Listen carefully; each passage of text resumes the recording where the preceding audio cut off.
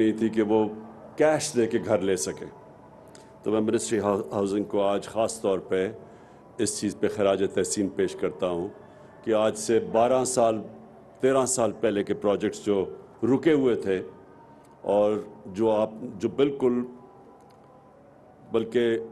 उनके ऊपर कंस्ट्रक्शन ही नहीं शुरू हुई थी, वो आपने 3.5 सालों में कंप्लीट किए हैं। तो मैं आपको इसकी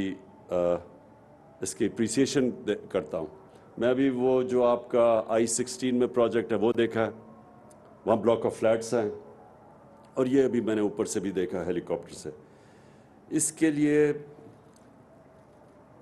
पाकिस्तान में इस घरों के लिए बहुत शॉर्टेज है,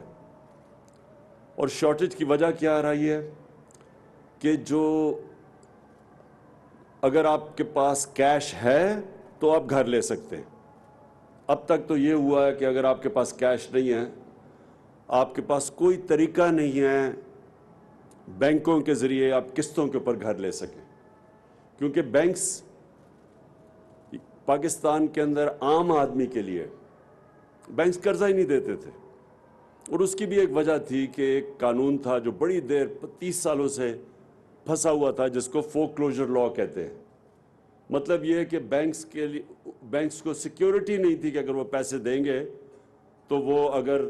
किस्तें ना मिल सके तो उनका पैसा वापस आ सकता है। तो वो हमें तकरीबन 2.5 साल लगे वो कानून अदालतों से पास करते हुए, और वो जब कानून पास हुआ फिर हमने बैंकों के साथ बैठे और हमने फिर बैंकों को कहा कि ट्रेन करें अपने लोगों को, क्योंकि बैंकों में ट्रेनिंग ही नहीं थी कि जब छोटा आदमी आता है लोन लेने के लिए तो बैंक के स्टाफ की ट्रेनिंग ही नहीं थी कि उसको सर्विस कर सके। तो वो आहिस्ता आहिस्ता वो ट्रेनिंग हुई, और मुझे ये बड़ी खुशी है कि इस वक्त पाकिस्तान की तारीख में पहली दफ़ा हुआ पाकिस्तान की तारीख में कि अब तक 124 अरब रुपए के बैंकों ने पिछले चंद महीनों में 8-9 महीने में चंद प्रोजेक्ट्स अप्रूव कर चुके हैं, और जिसमें 40 अरब रुपया डिसबर्स कर चुके हैं, यानी दे चुके हैं लोगों को अपने घर बनाने के लिए। और गवर्नमेंट मदद कर रही है लो कॉस्ट हाउसिंग में। हम सब्सिडाइज करते हैं, हम इंटरेस्ट रेट को सब्सिडाइज करते हैं, ताकि अगर मैं तनख्वाहदार हूँ तो मुझे अपने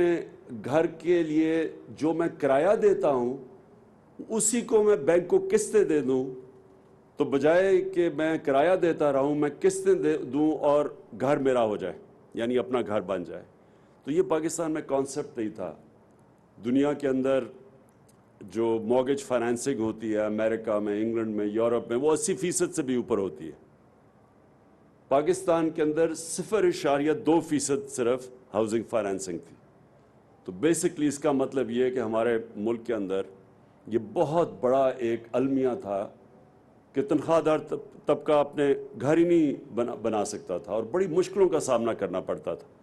तो आज हमने बैंक्स के साथ मिलके वो भी आसानी पैदा कर दी है। और दूसरी, मैं जिस तरह भी हाउसिंग मिनिस्ट्री को कह रहा हूँ कि इन्होंने बहुत ज़बरदस्त काम किया कि जो गवर्नमेंट सर्वेंट्स हैं, जो गवर्नमेंट एम्प्लॉयज़ हैं, उनके लिए ये आपने जो शुरू किया है, अब ये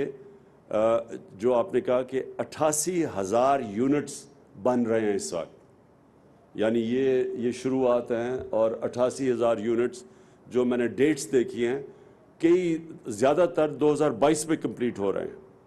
यानी कि 2022 के अंदर ये जो यूनिट्स कंप्लीट होंगे, ये फिर गवर्नमेंट सर्वेंट्स के लिए उनको मौका मिलेगा अपना घर बनाने के लिए। और मैं आखिर में ये कहना चाहता हूँ कि जो हाउसिंग है वो एक ऐसी इंडस्ट्री है जिससे वो सारे मुल्क की इकॉनमी उठा देती है, क्योंकि हाउसिंग के साथ कम से कम 30 इंडस्ट्रीज़ अटैच्ड हैं, कि जब एक घर बनना शुरू होता है तो उसके साथ 30 और इंडस्ट्रीज़ काम करना शुरू कर देती है। सीमेंट है, दरवाजे हैं, लॉक्स हैं, सैनिटरीज फिटिंग्स हैं, मुख्तलिफ इंडस्ट्रीज़। तो इसलिए जो हाउसिंग है इकॉनमी को सबसे ज़्यादा ड्राइव हाउसिंग करती है। और ये जो हमारी माशाल्लाह ये जो हाउसिंग के अंदर جو پچھلے 2 سالوں میں جو ایک بہت بڑی بوم آئی ہے، جس کی وجہ سے ہماری ریکارڈ ہوئی ہیں سیمنٹ کے بھی سیلز اور جو سٹیل کی بھی سیلز ہوئی تھی وہ اب تھوڑی نیچے آئی ہیں، کیونکہ انٹرنیشنلی بدقسمتی سے یہ جو سپر کموڈٹی سائیکل آیا ہے پچھلے کرونا کی وجہ سے 1 سال میں، ساری قیمتیں اوپر چلی گئی ہیں۔ لیکن اس کے باوجود اس وقت پاکستان میں کنسٹرکشن کی بوم ہے، اور اس کی وجہ سے آپ دیکھ رہے ہیں کہ جو ابھی حالیہ میں ورلڈ بینک نے کنفرم کیا کہ پاکستان کی جو گروتھ ریٹ تھی، جس ریٹ کے اوپر پاکستان کی دولت میں اضافہ ہو رہا ہے، آمدنی میں اضافہ ہو رہا ہے، وہ 5.037% تھی، جو کہ کرونا کے دور میں بہت تیزی سے، یعنی اس کا مطلب کہ ہماری اکانومی آگے بڑھ رہی ہے۔ یہ مجھے احساس ہے کہ اس کی جو مہنگائی کی وجہ سے ہمارا خاص طور پہ تنخواہ دار طبقہ ابھی مشکلوں میں ہے، لیکن دوسری طرف جو ہمارا مزدور ہے، کیونکہ کنسٹرکشن ہو رہی ہے، مزدوروں کی 40 سے 60% کی ان کی بھی جو آمدنی وہ بڑھی ہے۔ سب سے زیادہ فائدہ کسانوں کو ہوا، کیونکہ ہمارا ماشاءاللہ تقریباً 1400 ارب روپیہ اضافی دیہاتوں کے اندر گیا ہے، کیونکہ یہ ہماری 5 فصلوں کے اندر ریکارڈ سیلز ہوئی ہے، اور ان کو قیمت بھی کسانوں کو ریکارڈ ملی ہے۔ تو اللہ کا شکر ہے کہ ہمارے دیہاتوں کے اندر جس سے زیادہ غربت ہوتی تھی ادھر اس وقت فائدہ ہوا ہے۔ اور یہ ورلڈ بینک کی سروے میں شو کرتا ہے کہ کرونا کے باوجود جو 4 انڈیکیٹرز ہیں ورلڈ بینک میں، ان چاروں انڈیکیٹرز میں پاکستان میں غربت کم ہوئی ہے۔ تو وہ اس لیے ہوئی ہے کیونکہ کنسٹرکشن کی ہم نے جو کرونا کے دور میں ہم نے اپنی کنسٹرکشن انڈسٹری کو بند نہیں ہونے دیا، اور دوسرا ہم نے اپنے دیہات میں پوری مدد کی اپنے کسانوں کی، تو ادھر بھی کسانوں کا بھی فائدہ ہوا، کنسٹرکشن میں لوگوں کو روزگار بھی ملا، اور پھر